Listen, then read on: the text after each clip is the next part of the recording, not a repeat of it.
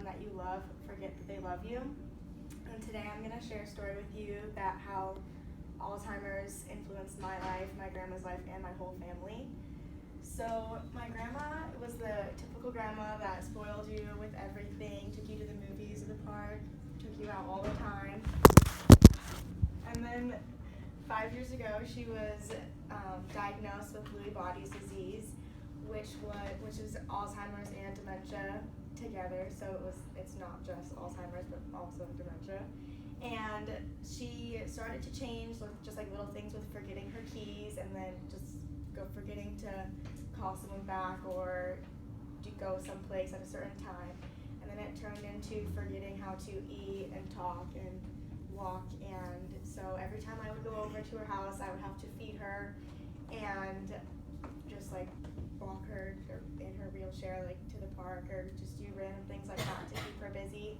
She eventually forgot not only me, but her own daughters and son and all my cousins and everything. It really hit me when I was at my cousin's baby shower and I was sitting next to my grandma and my aunt, and she looks at me and she says, "Who is this lady sitting next to me?" And it was her own daughter. So that's when it kind of like hit me that Alzheimer's had taken over her life and everything that she had.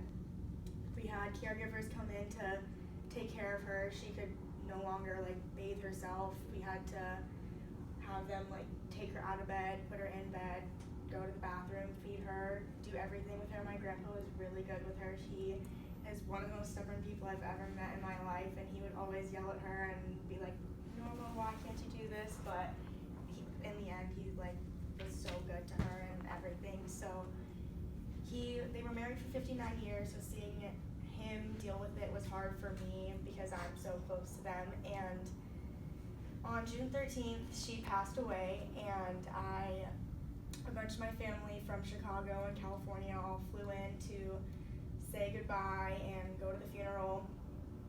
I got to say goodbye like the day she passed away, like a couple hours before, so I got the closure that I needed to say goodbye, I guess. And I spoke at her funeral and with all my cousins, so that also helped me kind of like get like everything out that I needed. But it was still hard with everything, and watching my whole family go through the loss was one of the hardest things I've ever done.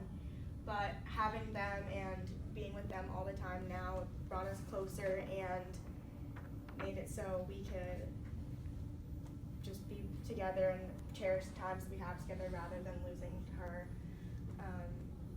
So back to the quote that I said at the beginning, it kind of brings back I'm lost in my thoughts right now, sorry. So yeah, I'm just gonna end there.